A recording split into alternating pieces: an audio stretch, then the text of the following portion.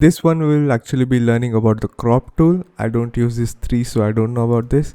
We'll learn about the frame tool. I also don't use much about it, but I'll just show you guys still.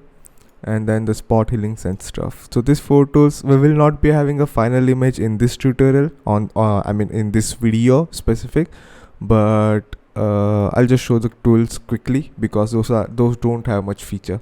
So I'll just drag this one, this cloud image which I have, and then you could see with crop tool selected I can just crop it however I want, and I have to press enter to actually make it do this stuff. I can also select it by holding left click and just pressing enter.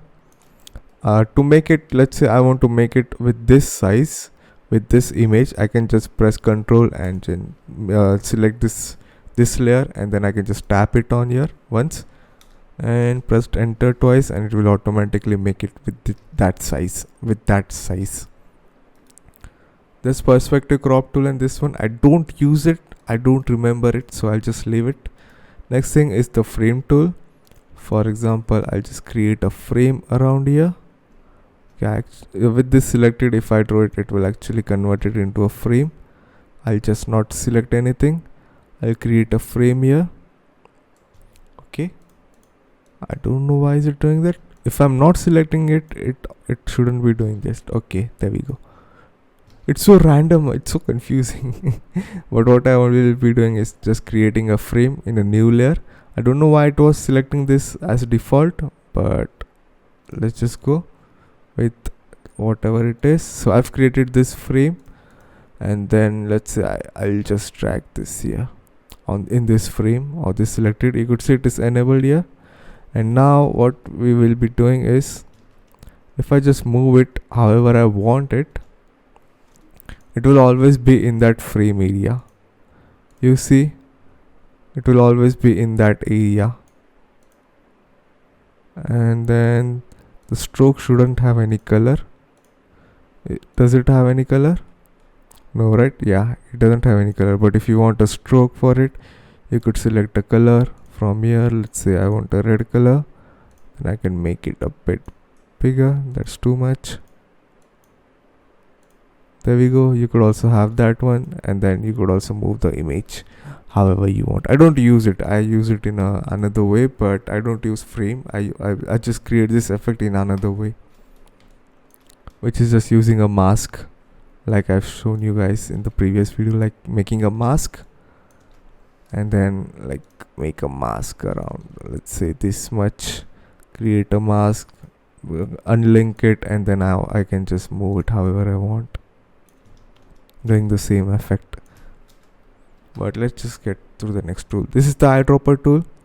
It just selects the color from this one and makes it in your foreground color.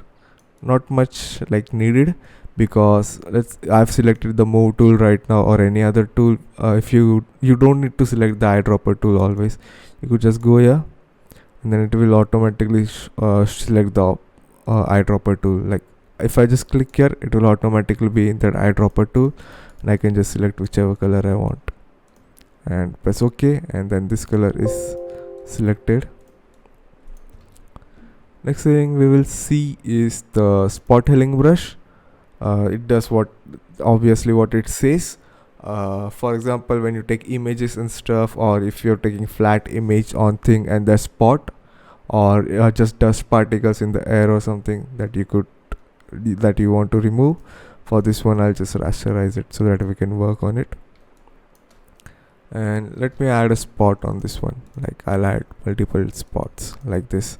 I can just click the spot healing tool and then select it. I will just show this this shortcuts in my next video, in the brush one, because I think it would be much better there.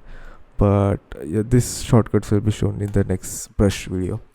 But you could just see I can just select the spots and it's gone. I'll just remove the spots. It can also remove like moles and stuff from your face and many other things which you want to remove. Next is the healing brush tool. I don't use these tools. Okay, so first you have to press left alt, hold left alt, and then you could see I selected that area with left alt, and then I can just add it like this. It's like a clone tool, but it's not completely like a clone tool. I will be showing this clone tool later on. I never use this spot healing this healing brush tool, so I don't know what it does perfectly, but this is what it does apparently, which is the same as the clone tool. Patch tool is you select thing and then you move it and then press enter, or you don't need to press enter. Why can't I move? You could see it is completely removed. I'll just select it again. I don't want this section to be shown, so I can just select it and then move it to like I want it to be replaced by this color, and you see it is removed. It doesn't do much good job, but it does good job if it's like a smaller area. Content aware tool is same. For let me just get that mountain back, and then in this one I can move this thing, and instead of replacing this area with a white patch, it will make this thing like try to fix that area. Next thing is the red eye tool, and when you take images at night with your mobile phones and something, you could see there's red eye shown.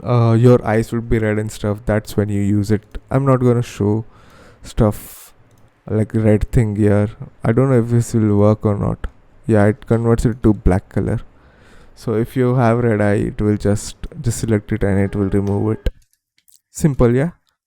So that's all on these tools. I don't have any final image for this one like we have for the like we had for the previous image, but this was just simple tools that I think you should have just seen. So yeah, let's go to the next video.